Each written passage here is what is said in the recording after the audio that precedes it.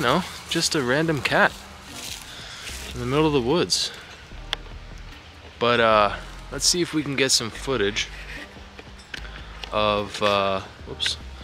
See if we can get some footage of the Rolex, you know, in the woods. Oh, there he is again. There he is. Hello. Hey, you following me?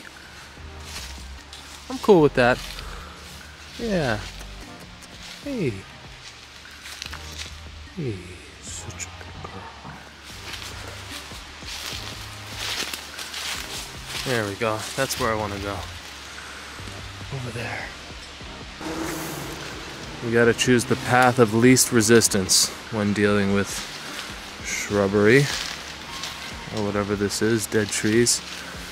I think this way. Ah, shit. There's a bunch of thorny bushes, but I think we'll be okay. Ow. Okay, we made it.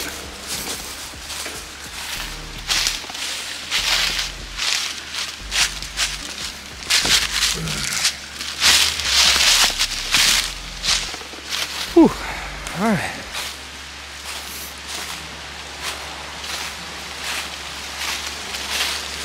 And there we go. Beautiful, beautiful little waterfall.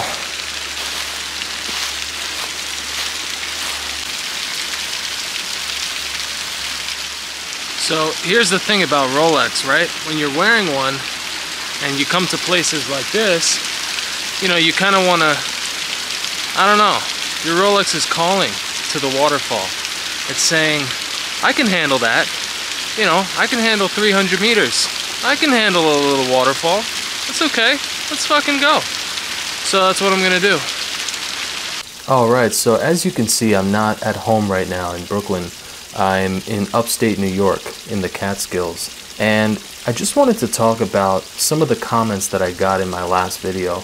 People were saying things like, you blew your chance, you know, you failed the test. The AD was testing to see if you were a legitimate buyer, if you were a serious buyer, and they offered you a really good watch, a really desirable Tudor. You know, as far as Tudors go, the Black Bay 58 Blue is probably the most desirable one, and they offered it to me, and I turned it down, which, you know, I mean, I didn't want to turn it down, I physically couldn't buy it at the time.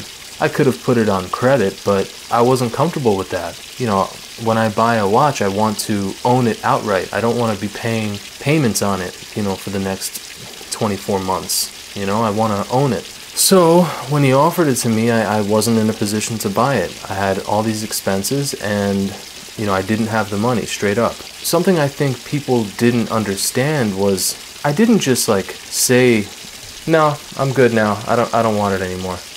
I didn't say it like that. Let's call him Bob. That's not his name, but oh my God, Bob, I'm so sorry. I can't afford it right now. You know, I profusely apologized. Like, I'm so sorry. You know, I really do want this watch, but I can't right now. Like, I'm not in a position to, and I just simply don't have the money. That's what I said, pretty much. And, you know, I sent him a couple of emails too, apologizing profusely. And he was understanding. I would have picked up a cold vibe if that wasn't cool. Like if he was angry at all or salty. Yes, I know he works in customer service. He's a salesman. I get that. I'm never going to get like an angry reply from him. You know, he's always going to be professional and courteous. But you can read through that, you know. I would have been able to tell if he was salty or annoyed at me, or if he was blacklisting me. I'm not blacklisted. Definitely not. My name is on the list for an Explorer 36, and he's definitely going to come through for me.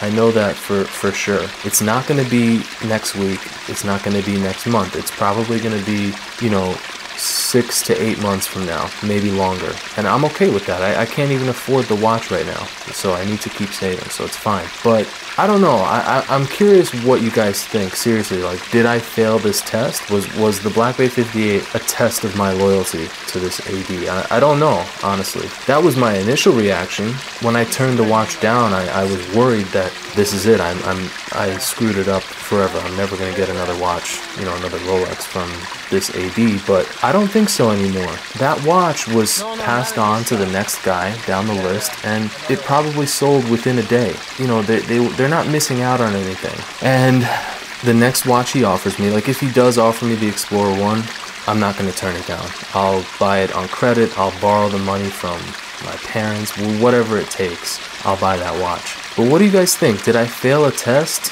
You know, it's possible I failed the test, but I just don't think so. I'm holding out hope. I mean, you don't read every single comment on my video, but I pretty much do. I get a notification on my phone every time someone comments, and I usually read every single comment. So I've been getting a lot of comments saying things like, yeah, I popped into this AD one time after work on a whim, and I walked out with a bluesy, or I walked out with the new Explorer 2, Polar, or something like that. I've been getting a lot of stories like that, so it's definitely not unrealistic for ADs to be giving us plebs some pieces every now and then.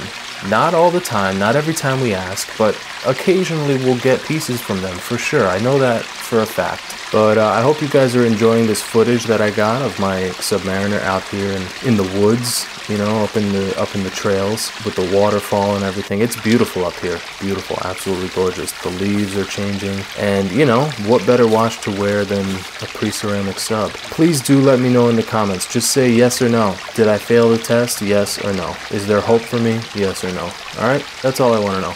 Alright, peace out.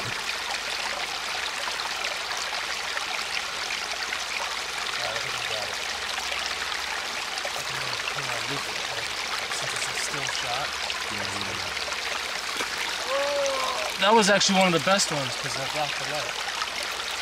You should have I have an umbrella up there.